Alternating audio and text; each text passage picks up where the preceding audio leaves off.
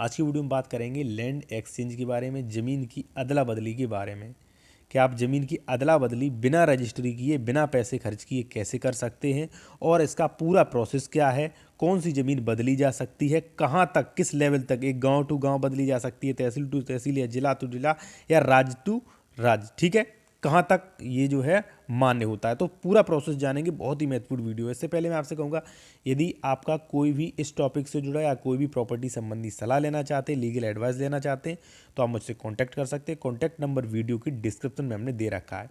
देखिए दोस्तों, सबसे पहले मैं आपको बता दूं कि उत्तर प्रदेश राजस्व संहिता की धारा 101 जो है वो विनिमय का अधिकार देती है, यानी कि एक्सचेंज, ठीक है। आप जमीन जो है वो एक्सचेंज कर सकते हैं, ठीक है। अब कौन सी जमीन एक्सचेंज कर सकते हैं, तो देखिए, अगर मान लीजिए आपका गांव का कोई सदस्य है, ठीक है, मान लीजिए आप हैं और एक व्यक्ति और गांव का है, उसकी जमीन, जो बी व्यक्ति जो है उसकी जमीन आपके घर के पास है और आपकी जमीन उसके क्षेत्र में है, तो आप दोनों लोग यदि रजिस्ट्री कराएंगे तो बहुत पैसा खर्च होगा, क्योंकि आप उसकी कराएंगे, वो आपकी करेगा, बहुत ज़्यादा पैसा खर्च होगा। तो आप दोनों लोग जमीन बदल सकते हैं, यानी कि उसकी वाली ज़मीन जो आपके घर के पास है वो आपके नाम आ जाएगी और आपकी जो ज़मीन है उसके घर के पास, उसके क्षेत्र में, वो उसके नाम चली जाएगी। ये अधिकार जो है वो धारा 101 में दिया गया है, ठीक है।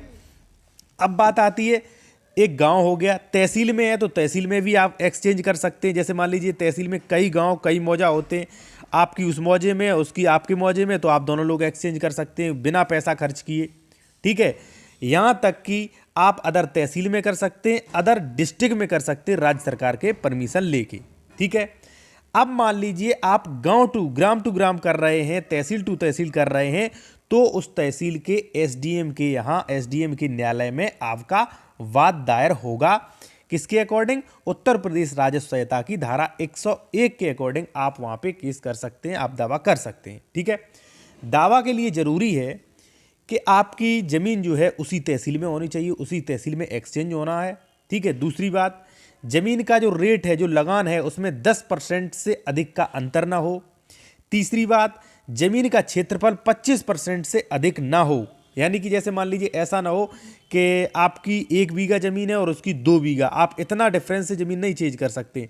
मान लीजिए आपकी लगभग 2.25 बीघा और उसकी 2 बीघा है, तो आप चेंज कर सकते हैं, या उस व्यक्ति की 2.25 बीघा है और आपकी 2 बीघा है तो चेंज, यानी कि ज़मीन जो आप एक्सचेंज कर रहे हैं उसमें 25% का ही वो है अंतर होना चाहिए, 25% से ज़्यादा अंतर नहीं होना चाहिए।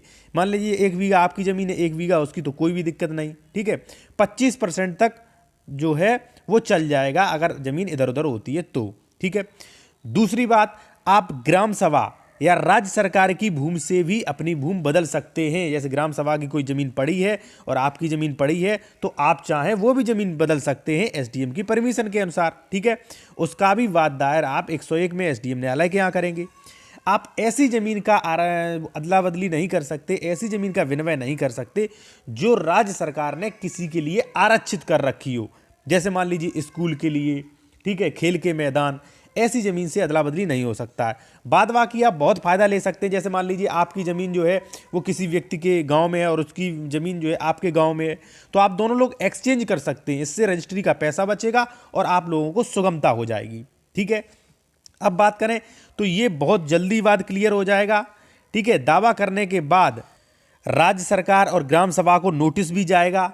उसके बाद जो है, जैसे ही आप उप जिला अधिकारी को ये सही लगता है कि भाई ये जो है खेती की सुगमता के लिए, चकबंदी की सुगमता के लिए, दोनों लोगों की सुगमता के लिए ये फैसला सही है, तो उसके बाद जो खतौनी जो होती है, जो अधिकार अवलेख जो होते हैं, उनमें भी नाम जो है वो दाखिल खारिज कर दिया जाएगा। यानी कि उसकी संपत्ति पे जिससे बदल रहे हैं उसकी संपत्ति पे आपका नाम और आपकी प्रॉपर्टी पे उसका नाम कर दिया जाएगा।